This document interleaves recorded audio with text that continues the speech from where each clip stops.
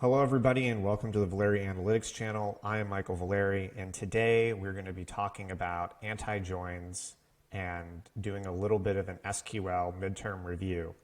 In last class, everything we talked about was how do we group by data using the group by keyword and how do we join data using the join syntax. We went over conceptually what the joins are using those Venn diagrams, and we introduced everybody to what a left join is, what an inner join is. These are our classic joins, or right joins for that matter. And today I want to talk about what is an anti-join, which is how do we find everything that's missing from table A or table B. So let's get started. What you're going to want to do is open up class 04 anti-join SQL midterm review, and that's in the Google Drive link below, and you can access their curriculum. And all we're going to do is we're just going to copy and paste this code right into Mode Analytics like we've always done in our classes. And you can see it right here in Mode. And we're just going to get started right away. So exception joins, anti-joins, what are those again? If I open up our types of joins, you'll notice here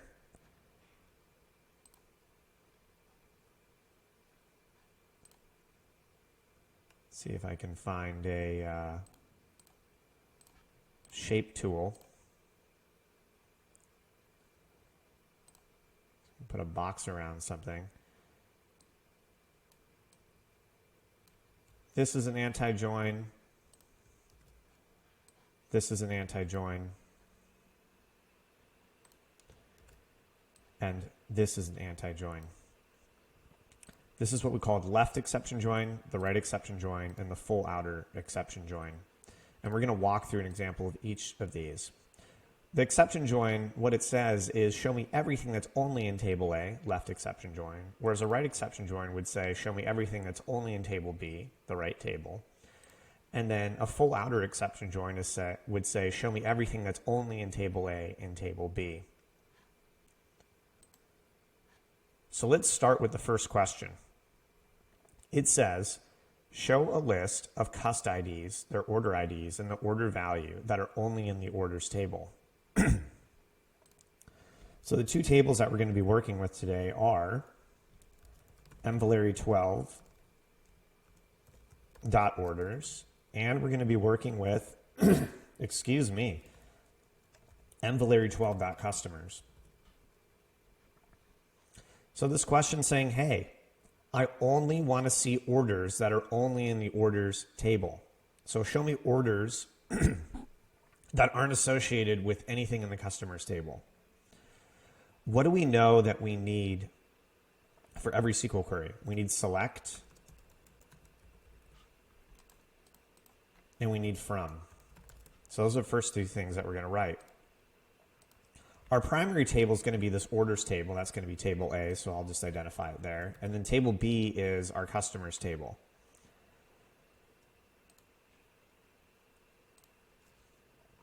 So right here in the from statement, what do I know so far? I'm going to put my primary table first because that's the left-hand side of the Venn diagram. So let's write select from mvaleri12.orders as, and we're going to alias table A, the left-hand table. What's our secondary table? It is our customers table, so I'm just going to copy and paste that below the orders table and then call that as B. I'm going to alias it as table B. Remember, we can alias columns and tables. So the question says, wants to see a list of cust IDs, order IDs, and order value that are only in the orders table. Well, let's see which columns here are coming from which tables. I think it might be helpful to open up the orders table here on the schema on the far hand right.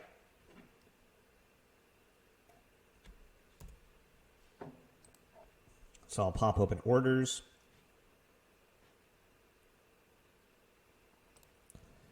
And let's see here. We know that one of the columns that we want to pull from is cust ID. So that's a column that's featured here. And does that come from table A or table B? Well, it looks like it's coming from the orders table. So we're going to write A next to this orders. What else do we want to see? The order ID. Okay, so let's pull in order underscore ID. And what table does that come from? It comes from table A, the orders table. And the order value. Where does that come from? It comes from the orders table as well. So let's type in order value. And I'll write A from the orders table. So what we've done here is we've just identified what columns that we're going to need to pull in and that they come from table A. Since we're interacting with more than one table in our query, we're going to have to append the aliases of the table to the front of the columns, like we learned in last class. So let's do a.custID, let's do a.orderID, and let's do a.orderValue, indicating that these all come from table A. All right. Next thing it wants us to do is it only wants us to pull the orders that are only in table A. Let's look at the Venn diagram again. So what we're talking about here, if it's only in table A, this would be the left join right here. So we only want to find the values that are in table A, so we're going to left join to table B in order to write the syntax for this. So for an anti-join, it looks really similar to just a regular join. You're still going to write left join, and you're going to write the column they have in common. So what does the orders and customers table have in common? Well, what did we learn? That the orders and customers table have custID in common. So let's do on a.custID, since it's coming from table A, is equal to b dot. And what is that column called in the customers table again? I have to look it up. b.customerID. You notice customer ID is a string. And what is it in the orders table?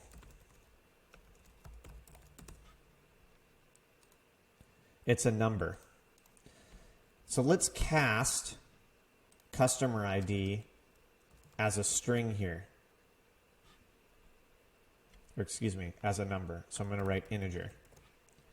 Because in table A, it's a number, and what do we know about joins? If you want to join two tables together, they have to have one column in common and be the same data type. So I'm going to cast, and I'm just going to run this as is before doing the exception join part. Okay, that looks like it works. I have my three columns.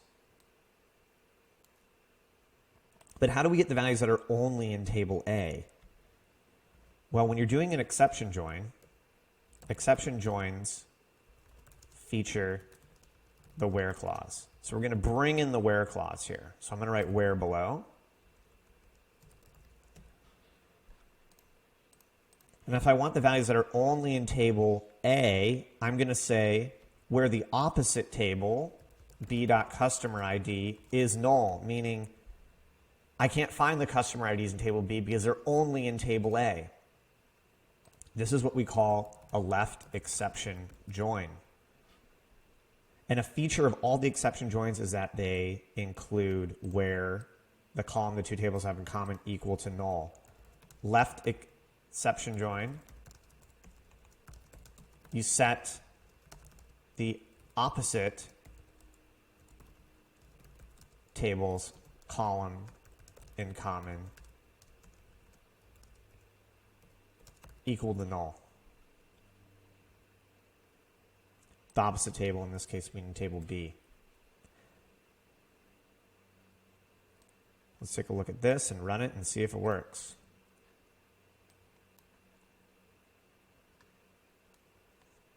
All right, so what is this telling us? It's telling us that customer ID 3 and 5 are only in table A. We can't find them in table B, the customers table. So these are orders in which we just haven't created a customer record in the customers table. This can be really useful if you're trying to diagnose a problem between two tables. Let's do number 2. It says show a list of customer IDs, their name and location, that are only in the customers table. So this is the inverse of question 1. We only want to find the customer IDs that are in table B, the customers table. This is what we call the right exception join. That's what I'm showing you here, as I move the square around to identify it. The right exception join, only in table B. So let's see if we can write that. What does every SQL query need? We need select and from, easy peasy. And it says show a list of customer IDs, their name and location that are only in the customer's table. All right, what's our primary table? Well, the center of the universe, the primary table is the orders table. It always is. It's a table that the company couldn't live without. So mvaleri12.orders as a, yet again. And our secondary table is mvaleri12.customers. It's the nice to have table, the customers table. All right, so which columns come from table A and table B? Let's take a look at the customers table and our schema here on the right and see what columns that we can pull out of there. So the first question says show a list of customer IDs. So the column that we want to see is customer ID, and that is coming from the customers table, which is known as table B. So I'm just going to write customers B here, comma, separate each column with a comma. What other column do we want to see? Well, we want to see the customer's name. So we're going to write name. Comes from the customers table, table B. And then we want to see their location. So we're going to write their location here as well. Customers B comes from the customers table. And those are the columns that we want to look at. Our join here is we're going to want to write right join. We're doing a right exception join, which means we only want to find the customers that are only in table B. What do we know about exception joins when you want to find the values that are only in one table? Exception joins use the where clause. That is a key feature of the exception join. So very similar to a regular join, except for this where clause comes into play. So I'm going to write where.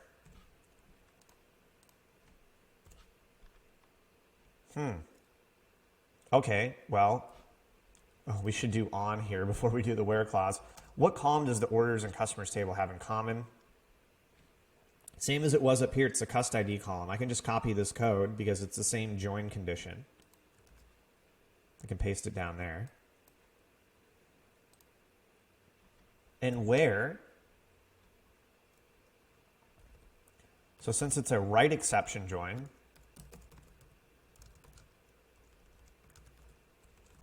we set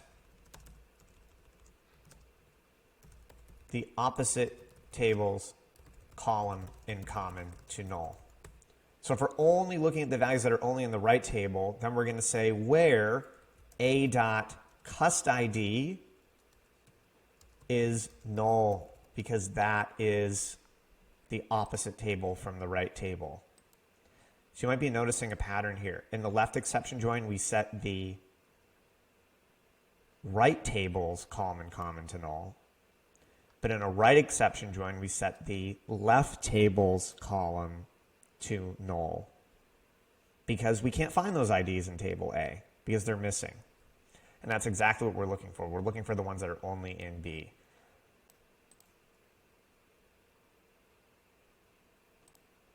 So I'll run it. Oh, there's two ons. That's why it's not working. Whoops, whoops, whoops. All right, let's try that. There we go. All right, so these customers 4 and 6 are only in table B, the customers table. So they're customers with no orders. They're customers with no orders. This could be really useful if you say want to market to people who haven't made an order yet. If you want to prove this out, customer ID 4 and 6 should not be in table A, which is our orders table. So let's just take a look and prove it. Let's just do select star from mvaleri12.orders. And let's see if we find customer ID 4 and 6.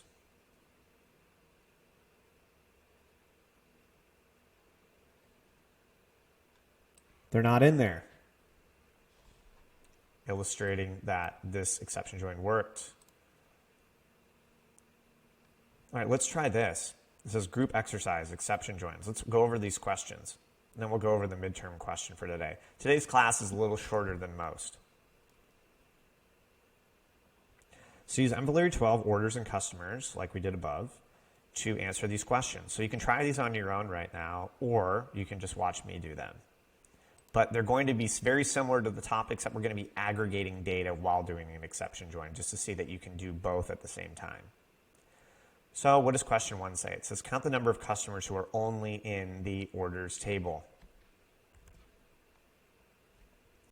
All right, so what do we know? Every SQL query starts with select and from. That's what you need. And what is the primary table? Well, the primary table is always the orders table in this case because it's the center of the universe. It's the table that the business cares the most about. So let's say that's A. And what's our secondary table? It's MValeri 12.customers as B. Nice. All right, what column does the orders and customers table have in common? It's the customers table. Or it's a customer ID column. So I'm just going to choose this on condition here. What kind of join do we want to make? Well, it says count the number of customers who are only in the orders table. So they're only in the what? The left table. So let's left join to table B. They're only in the left table. Whenever you hear that word only, it indicates that you're doing an exception join. And what do we know about exception joins? Exception joins, you set the opposite table to null with the where clause. Here we go. So we're going to say where b.customer ID is null. It's the opposite table to table A. So we're going to set b.customer ID is null. Nice, nice. And it says count the number of customers who are only in the orders table.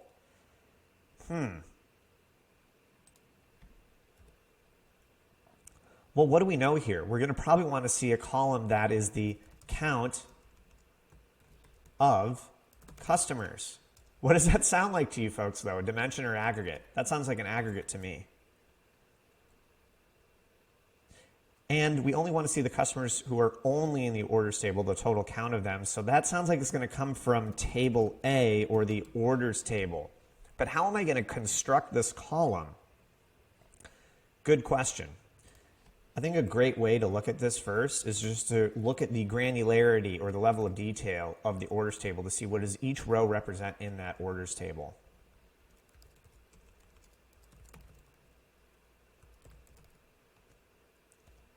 MValeri 12.orders. Nice. Let's take a look at it. Each row in the orders table is a unique order ID. Okay.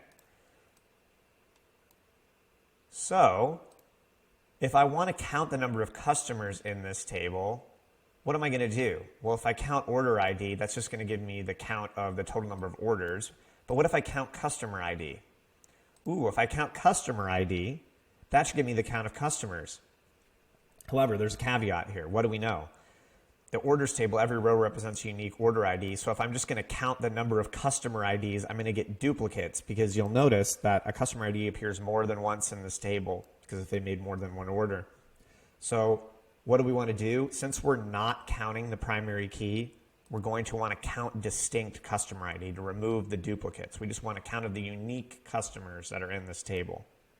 So in my select statement, let's write count, left, right, parenthesis, distinct a.cust ID, because this is coming from table A, our orders table. And that's going to be as the count of customers. I've only got an aggregate with I've got no dimensions, so I can just run this as is without a group by. Let's try it. Count the number of customers who are in the orders table only. There's 2. So there's only 2 customers that aren't in the customers table, but they're in the orders table. All this was just an aggregation of this question above, the first one that we did today. showing the people that are only in the orders table. And you'll notice that this result output gave us 2 customer IDs. All we did down here was just count those. And we got the count of customers who didn't make an order. Or excuse me, the count of customers that are only in the orders table. All right, let's take a look at question 2. It says, count the number of customers who are only in the customers table. What do we know about every SQL query? You got to use select and you got to use from. What's the primary table in this case? It's mvaleri12.orders again as A, and then what's our secondary table? It's mvaleri12.customers as B. What column do the 2 tables have in common? Well, it's on customer ID. They have customer ID in common, so we can just copy this. Excuse me. Woo. We're just going to copy this syntax right here because the join condition remains the same. All right. So if we want people that are only in the customers table, table B, what kind of join do we want to do? A right exception join. We only want to see the people that are only in the secondary table, table B, the table on the right. So let's write right join. Ooh, excuse me. Right join. But since it's an exception join, what do we know? Exception joins need the where clause where the opposite table is set to null. What is the opposite table in the right exception join? We set the left-hand table to null. So we're going to say where a.custid is null. Okay, so we've got our join set up, but what do we want to ultimately pull? The count of the customers who are only in the customers table. So let's write count of customers as our placeholder. And what do we know? Is that going to come from table A or table B? Well, if they're only in the customers table, we're going to probably want to be focused on table B, and that's going to be an aggregate. So how do we aggregate the total number of customers? What do I like to do? When I'm trying to aggregate something, I need to understand its level of granularity. So I'm going to do select star from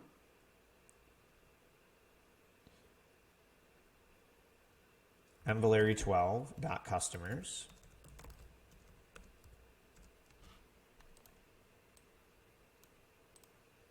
Going to highlight it and run selected. Okay, the granularity of the customers table is every row is a unique customer ID. So all I need to do is just count the customer ID column. And since every row is unique, I don't have to worry about duplicates. So here I'm just going to write count of B dot customer ID as the count of the customers. We have an aggregate with no dimensions in the select statement, which means we don't need a group by. Let's run it and see what happens. It says there's 2 customers who are only in the customers table. Is that true? Well, question 2 here is just an extension of the question we did earlier on. Show me the list of customer IDs and location that are only in the customers table. All we did was just aggregate the result output. I'm just trying to illustrate to you folks that you can blend SQL concepts together. You can do exception joins when aggregating. You can do exception joins while using a group by as well, which we're going to do in the next question. So you'll see here, there's 2 customers. We just aggregated those folks into a single number. All right, here's the last exception join question. Let's just get this on a different line so it's a little easier to read.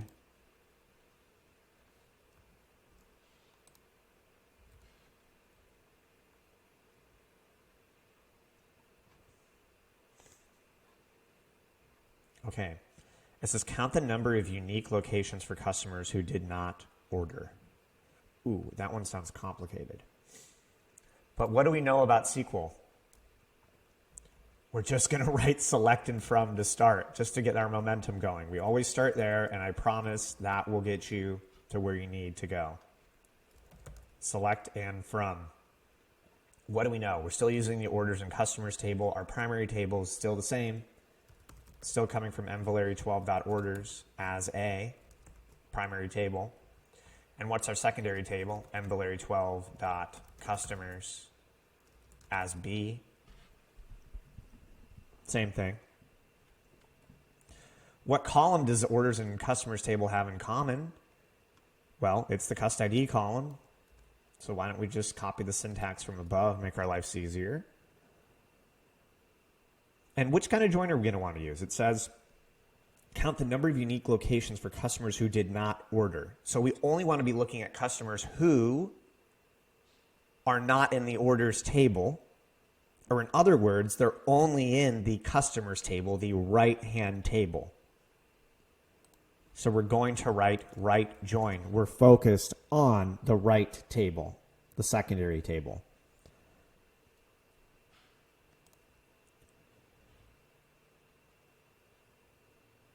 Okay, because we're doing an exception join, what else do we need to include? Because we're only looking at one table, all exception joins need the where clause, always. So we're going to write where. And then right down below, we're going to say where the opposite table is equal to null.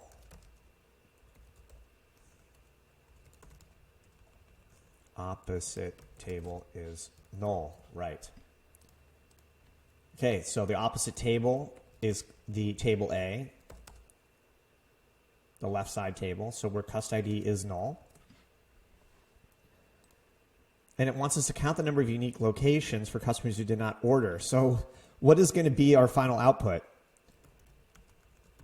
It's the count of unique locations. The count of the unique locations, okay.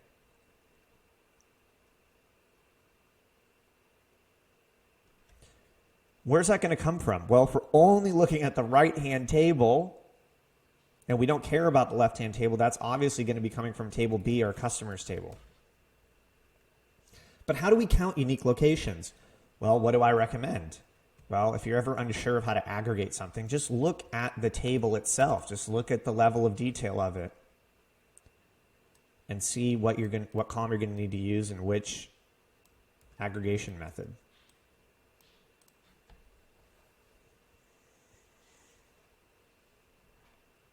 So we're looking at the customers table. We're going to want to use the location column, but you'll notice location repeats itself. Why? Well, you could have customers who both live in the same locations. The level of detail of this table is that each row is a unique customer ID, not a unique location. And because of that, because location is not unique, when you count it, you need to say count distinct location. And remember, this comes from the secondary table. The count of the unique locations. So it's always really helpful when you're doing aggregates, I think, to pull the raw table by itself above and just take a look at the level of detail to determine how you're going to aggregate it. So next thing I'm going to do is I'm just going to highlight this, run selected. And the number of unique locations where customers haven't made an order is 2, which means there's 2 locations in the world where an order has not been made. Those are exception joins, folks. So as a review, an exception join syntax is exactly the same as a regular join, except you need the where clause. And depending on what table or what join you use, you always set the opposite table equal to null on its primary key. this is going to be the last thing that we're going to review today, which is just a review of all the keywords that we've learned over the last 4 or 5 classes. I think it's 5 classes. So we're going to review all the keywords that we worked in over the last couple classes, and we're just going to apply them here in a question.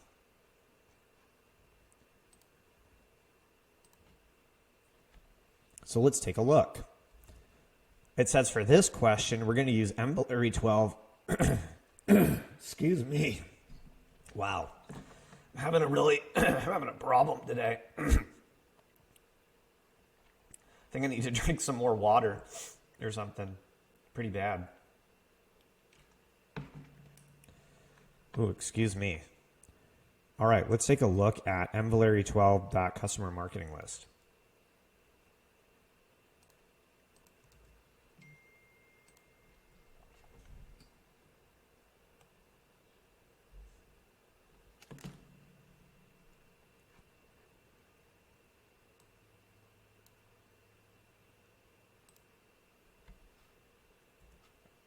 So the VP of marketing at Limebike wants to dig into customers who signed up for the customer marketing list at a recent music festival. She's particularly interested in examining customers who don't own either a bike or a car. Okay.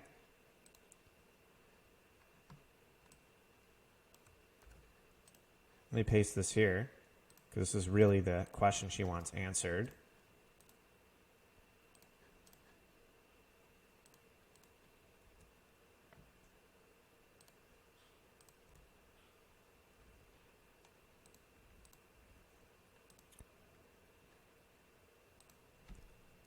I'm going to paste this here. This will be in your folks' code already. Unfortunately, I didn't put it here in mine. But what we want to do is we want to write a query that pulls the total count of customers, their average age, grouped by ethnicity, and order the results by highest count of customer to lowest. So this question we're just going to break down into its various components. And I think a really great way to start is just to pull the table up to answer this question. This is something you might encounter if you're working with a marketing manager or business partner. They're going to want you to pull a list of customers and understand their demographics. So let's do select star from MVLARY12.customer marketing list.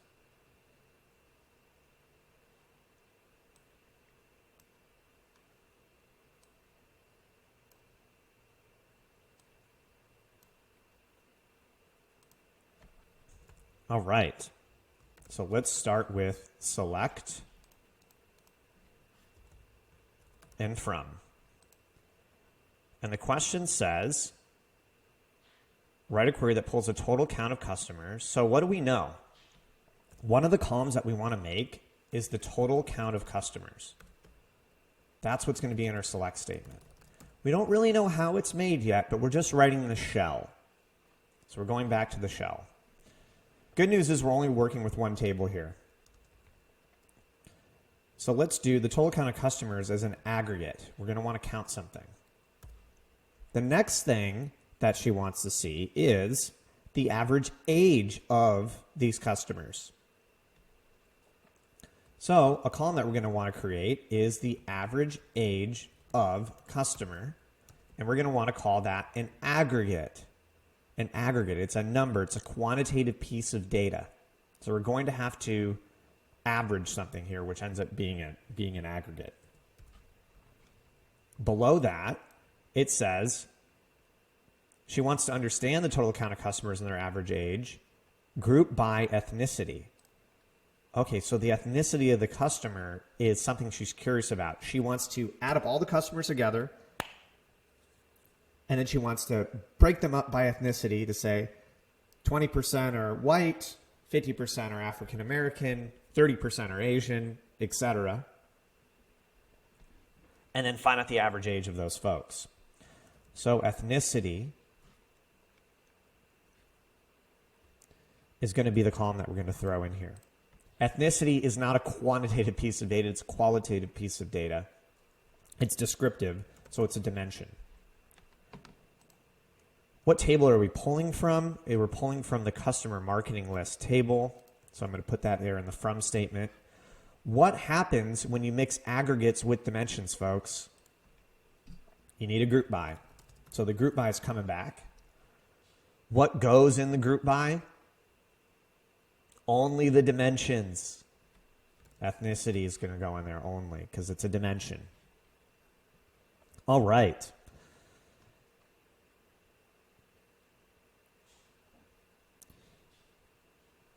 It says order the results from highest count of customers to lowest count of customers. So we're going to want the rows to be the highest number of customers, highest ethnicities at the top, highest number, and then lowest at the bottom.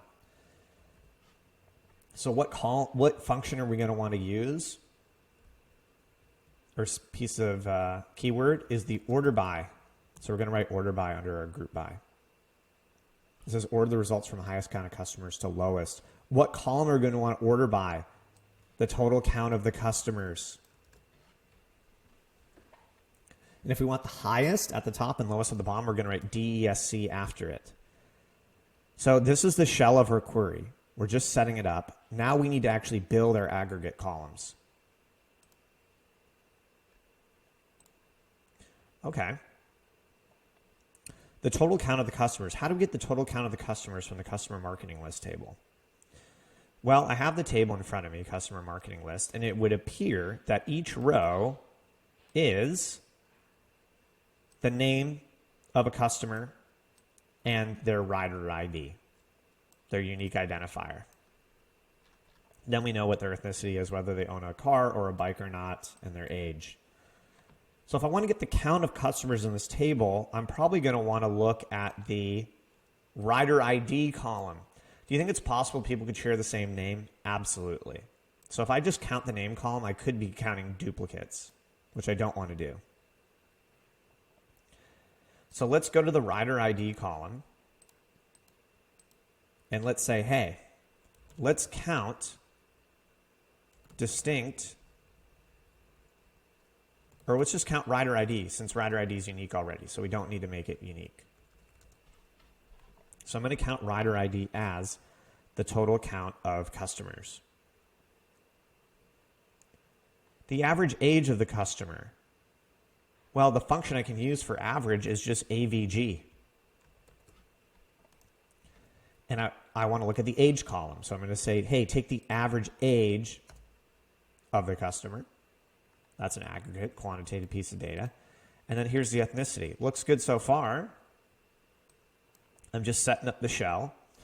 The VP of marketing, but also mentioned something else. It says she's interested in examining customers who don't own either a bike or a car. So we want to exclude people who don't own a bike or a car, which means they are transportationless. They have neither.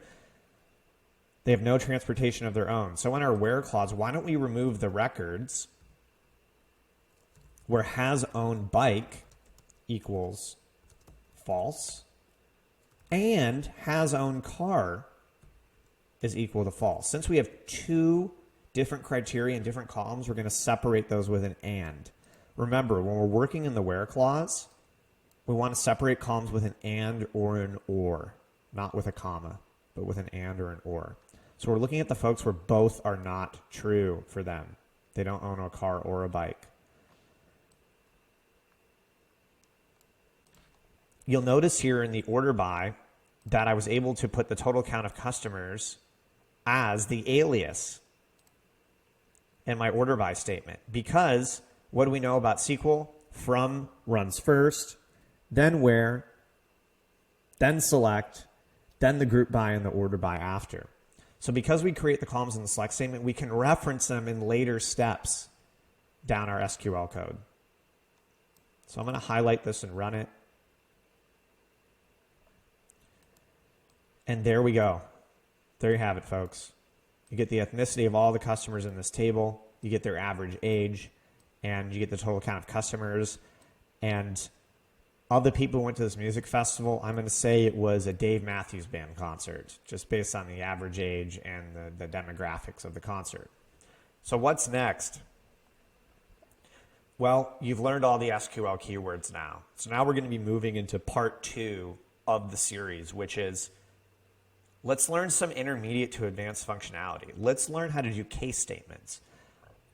God, I've been burping all day. Let's learn how to do case statements. Let's learn how to do ranking and partitioning. Let's learn how to do subqueries. When you can do those last three things, you're going to be able to fully explore SQL at a greater level than you would before. So what do I want you to take a look at after today's class? We'll jump into the curriculum folder, jump into the homework, and there's some review questions for anti-joins and SQL midterm homework. So you're going to want to go to class 4. The whole enchilada, all 7 keywords. You're going to be using the, well, actually, no, don't do this homework. This is outdated. And I don't have the Lego database anymore. So unfortunately, we can't do this. But there is no homework today. So get ready for case statements next class. Thanks for joining us, and we'll see you next time. Goodbye.